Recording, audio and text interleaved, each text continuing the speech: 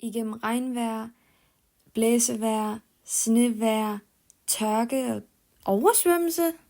Jeg har tænkt mig at bevise, at det eneste, der stopper mig for at gøre det her, det er det mentale. Jeg har besluttet mig for at lave en challenge for mig selv. De her seneste par uger har været en hel masse komfortabel lort, hvor jeg bare har ligget i min seng, spillet på min computer, ligget i min seng, gå ud og spise frokost, ligget i min seng osv. osv. Og det er jeg træt af. Jeg er træt af at være i den her komfortable boble. Træt af at lave absolut ingenting. Så hvilken bedre måde vil det være at komme ud af den boble, end at lave en challenge? Sidste måned, jeg tror det var september, der gik jeg, eller var det oktober? Anna har sat nogle billeder ind, hvor man kan se datoen på de dage der. Ja, Girly Pops, det var september. Du havde ret første gang. Der gik jeg 300.000 skridt på en måned. Lidt over 300.000. Og jeg tænkte, at det ville være spændende at se, om jeg kunne gå 600.000, altså det dobbelte på en måned. Og det skulle så være december måned. Men det er ikke december måned endnu. Nej. Jeg skal træne op. Jeg skal kunne klare at kunne gå omkring i gennemsnittet 20.000 skridt bag hver eneste dag.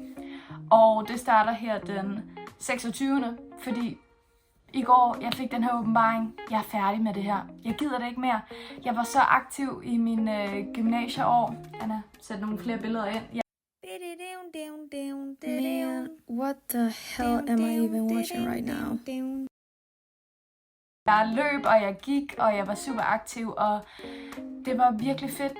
Og det vil jeg også gerne igen. Så I'm ready. Jeg gider det ikke mere. Jeg er så klar til at komme i gang.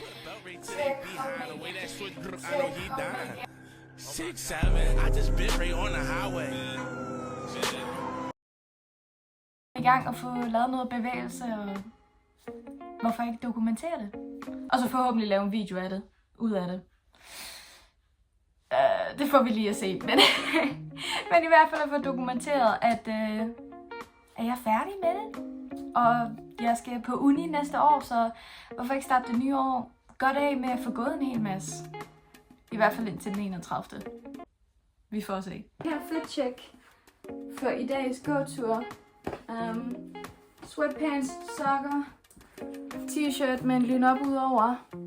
Så skal jeg selvfølgelig også have kasket på, men jeg har selvfølgelig mit ur med, som kommer til at tage tid og hvor langt jeg går og sådan noget. Men egentlig er målet ikke at få gået noget på en eller anden hurtig distance. Det er egentlig bare at få noget af de her 600.000. Jeg tænker, at jeg går lige ud og tager overtøj på, og så første gåtur for lige at varme benene op. Jeg skal selvfølgelig også lige huske mine AirPods og min læbepomade. Jeg kan ikke gå ture uden det, fordi jeg plejer at lytte til podcasts og musik, når jeg er ude at gå, og det kan man ikke gøre uden et headset. Så yay!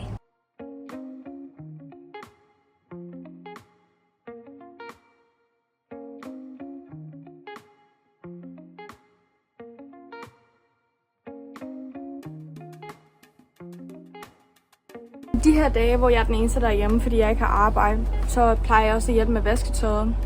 Lige nu, så er der 1 time og 12 minutter til den er færdig.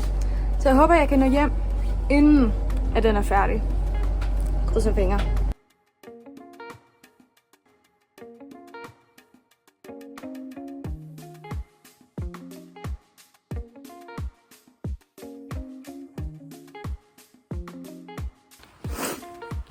Nå, ja, ude at gå tur med musik i ørerne.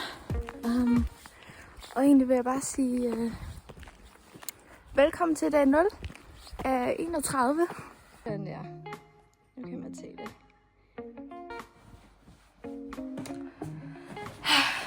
Nå, det var første tur. Jeg gik kun den her tur i dag, fordi jeg kunne mærke, at jeg havde taget de forkerte sko på, og det er lige begyndt at regne. Og det er ikke fordi, at regnen kommer til at diktere, om jeg går den næste måned eller ej. Det er fordi, jeg havde ikke tøj på til, at det skulle regne. Næste gang kommer der jo til at være tøj, som er ordentligt. Det var første tur. Første halve tur i hvert fald. Jeg har gået 5.075 skridt.